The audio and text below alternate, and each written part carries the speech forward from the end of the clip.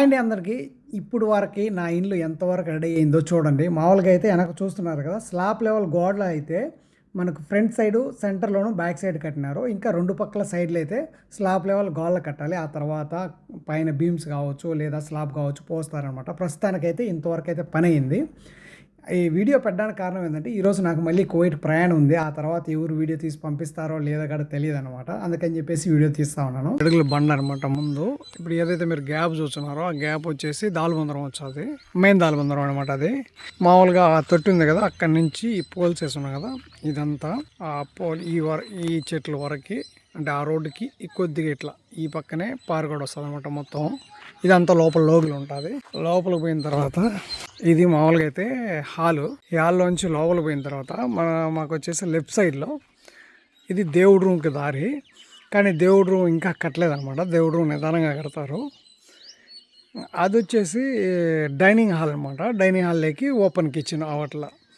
అంటే ఇప్పుడు చూపిస్తుందండి. ఇప్పుడు హాల్లోంచి మనం ఇప్పుడు డైనింగ్ హాల్లోకి పోతా ఉన్నాము. ఇది డైనింగ్ హాల్. ఇది డైనింగ్ హాల్ అనమాట. ఈ అవతలది కిచెన్ వస్తుంది. దీంట్లోనే దేవుడి రూమ్ వస్తుంది. అంటే ఈ పక్క అక్కడ ఇటుకుంది కదా, ఆ ఇటుక నుంచి ఈ గోడ దాకా దేవుడి రూమ్ వస్తుంది లోపల. ఆ కిటికీ కానుంచి ఈ గోడకు సమానంగా కిచెన్ అనేది వస్తుంది. ఇక్కడ ఈ మిగిలింది ఏదైతే ఉన్నదో ఇది డైనింగ్ హాలు. తర్వాత ఇప్పుడు మనం ఇది బెడ్రూమ్లోకి దారి అనమాట. ఫస్ట్ వీడికి వస్తానే ఏమవుతుందంటే ఇక్కడ వచ్చేసి లెఫ్ట్ సైడ్లో వచ్చేసి బాత్రూమ్ ఉన్నది. ఇది బాత్రూమ్కి సంబంధించింది అనమాట. 5.5 ఇంచ్ అదే బాత్రూమ్ కడతారు. అదే ఇక్కడ నిలబడుకొని ఈ బెడ్రూమ్లోకి దారి అనమాట. అంటే 2 బెడ్రూమ్లు. ఈ బెడ్రూమ్లోకి దారి వచ్చేసి ఈ గోడ కాంచి ఏదైతే బాత్రూమ్ పోతుందో ఆటి నుంచి మళ్ళీ ఇట్లా గోడ వస్తుంది. మళ్ళీ ఎదురుగా మనకు దారి వచ్చేది అనమాట. ఇది బెడ్రూమ్లోకి పోవడానికి. ఎదురుగా ఉన్న బెడ్రూమ్లోకి ఎంటర్ అయిన తర్వాత ఇక్కడ ఈ బెడ్రూమ్లోకి దారి ఉన్నదనమాట. ఇక్కడ ఈ బెడ్రూమ్లోకి దారి ఉంది.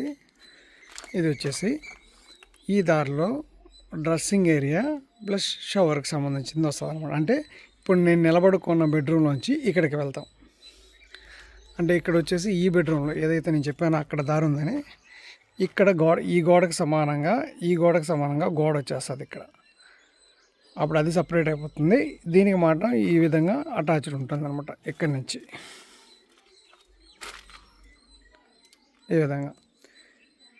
ప్రస్తుతానికైతే గోళ్ళన్నీ కడితే క్లియర్గా అయితే అర్థమవుతుంది. ప్రస్తుతానికైతే స్లాబ్ లెవెల్ గోళ్ళు సెంటర్లో కట్టినారు. ముందు పక్క సెంటర్లో, ఈ లాస్ట్లో ఈ సైడ్స్ అయితే ఉన్నాయన్నమాట. ఇంకా గోళ్ళ కట్టాల్సింది ఈ సైడు, ఆ సైడు, హాల్లో సైడ్స్, డైనింగ్ హాల్లో సైడ్ అయితే కట్టాలి.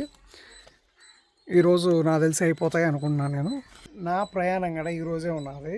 స్లాబ్ వేసేదాకా ఉండాలి అనుకున్నా కానీ ఉండలేకపోతాను. చూద్దాం. మళ్ళీ నేను వచ్చిన తర్వాత స్లాబ్ అయిపోయిన తర్వాత బేల్దారికే చెప్తాను. బేల్దారి నీట్గా వీడియో తీసి పెడతాడు.